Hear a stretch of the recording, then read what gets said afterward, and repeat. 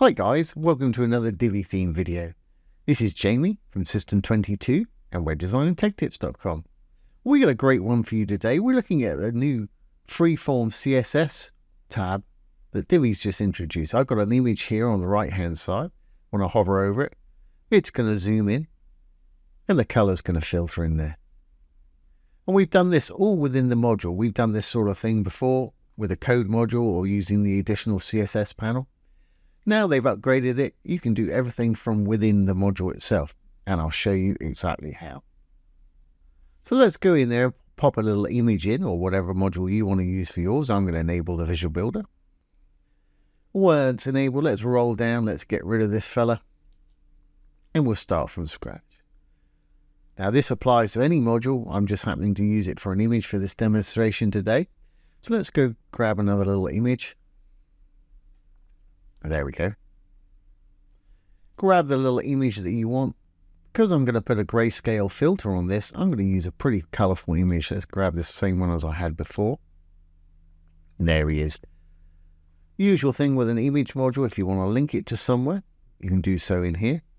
I'm going to open mine in a light box, which means it'll pop out a larger version and darken out the background. Okay, now let's get to the meat and potatoes of this. Over in the Advanced tab, if we go down to Custom CSS now, you've got two tabs. Used to be you just had the one, which is still there, the module elements before, main element after, and that'll vary depending on which module you're looking at. But now we've got the freeform CSS, so we can go in and we can use selectors like H1 or the title for image wraps and things like that, and we can do some fantastic things. So let me just save this. I'm going to go get a couple of selectors and class names, and we can start working on this. I'm going to hit the little purple button. I'm going to save this. I'm going to exit the Visual Builder. Now I'm using Google Chrome here with the great inspector tools. Most browsers have this nowadays. Let's have a look at this picture. To do that, right click on it and hit Inspect. And we can get the class names and everything we need here.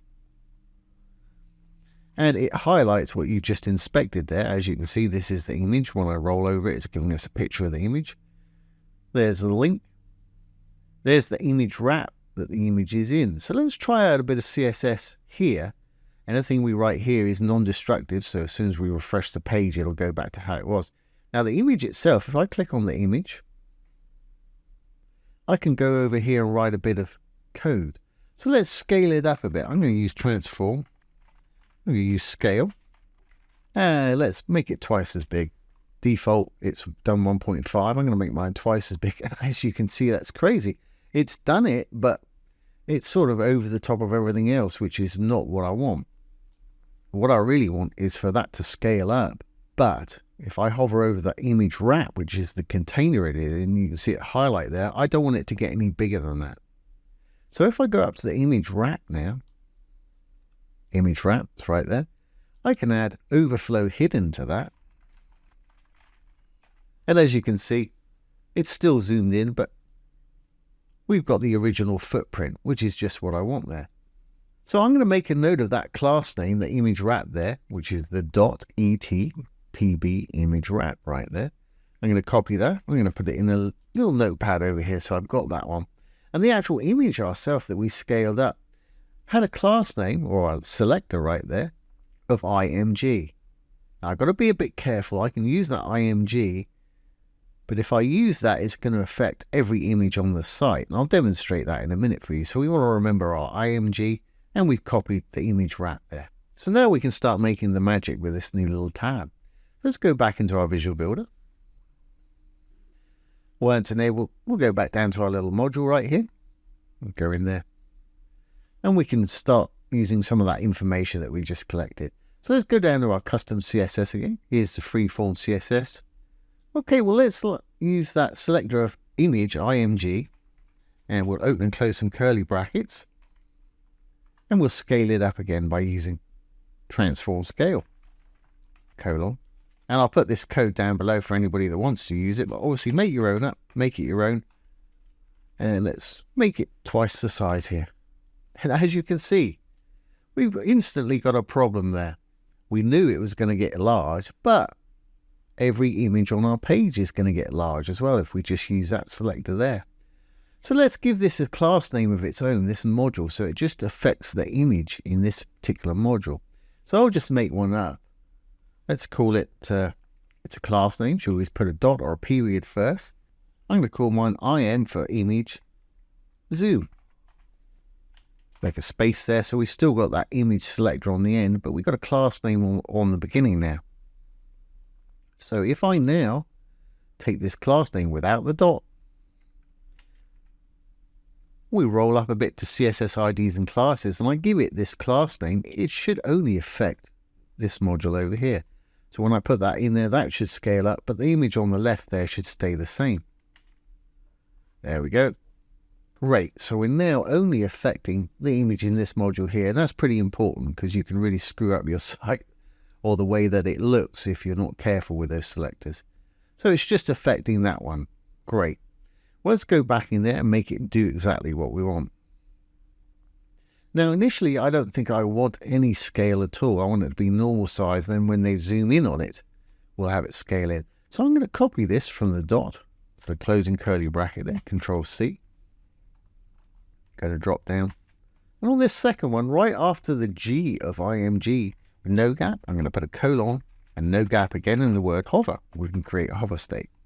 So I'm now going to put our regular state, I'll put this back down to 1, so we've got no zoom effect there. 1 is basically 100%.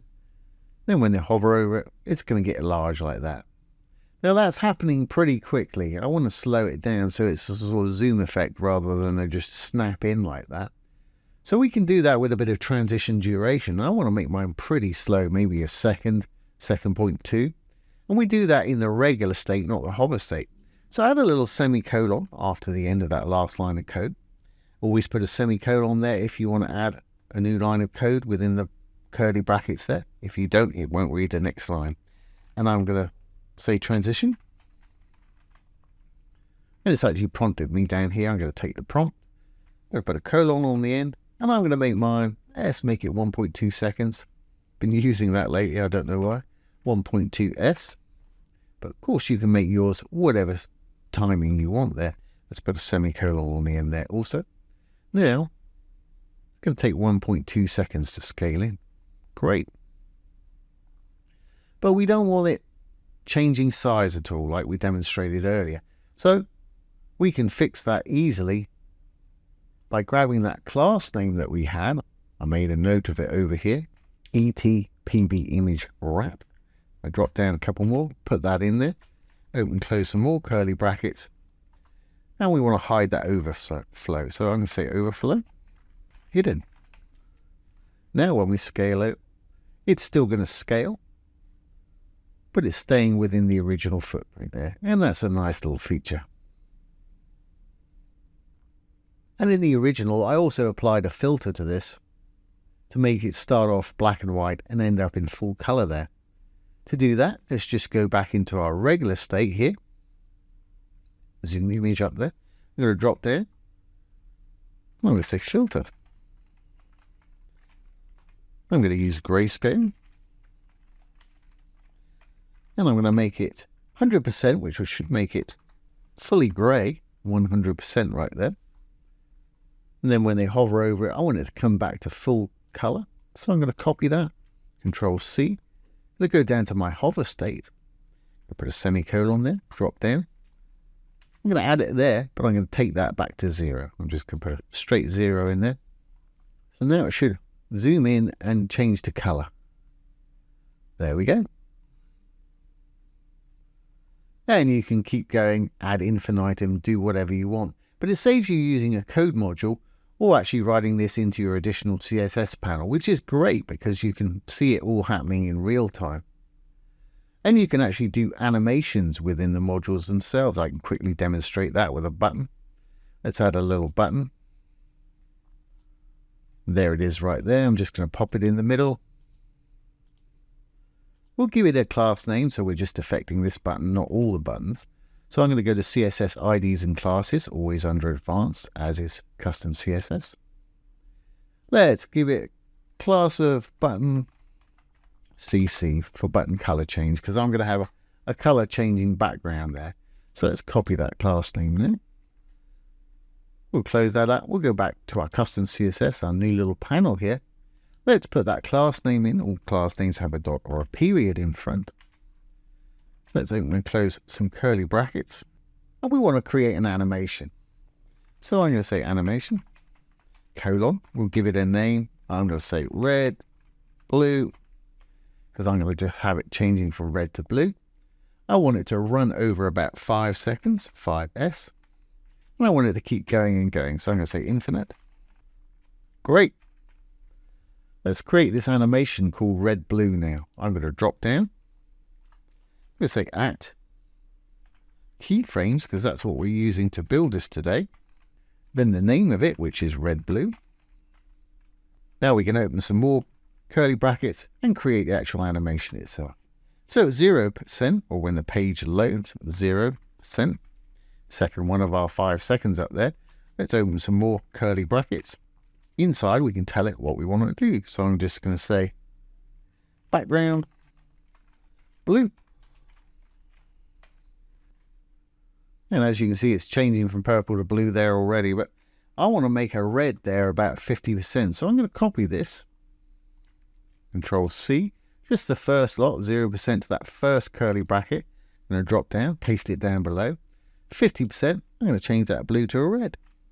So I'm going to make that 50%. I'm just going to make my red in here. And also 100% I want to be blue again. So I'm going to say 0, put a comma in there, and 100%. So 100% and 0%, it's blue, 50% it's red. As you can see, it's pulsating and changing colors there. So you can do animations within these sort of things as well. I'm going to get rid of that, but it's just another little demo for you. Let's get rid of that. Make sure our little image zoom is going to work on the front end. Hit the little purple button. Save draft or publish if you're ready. And let's exit the Visual Builder. And let's go down to our little image down there.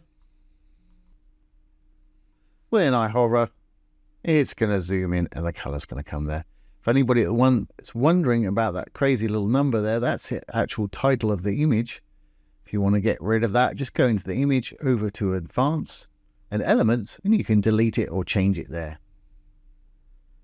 But that's huge. Being able to actually code within a module itself is going to save me a lot of time because I do a lot of coding and things like this. And that's a great little new addition to the Divi theme.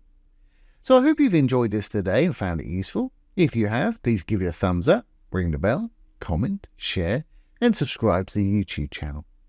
Once again, this has been Jamie from System22 and webdesignandtechtips.com. Thanks for watching. Have a great day.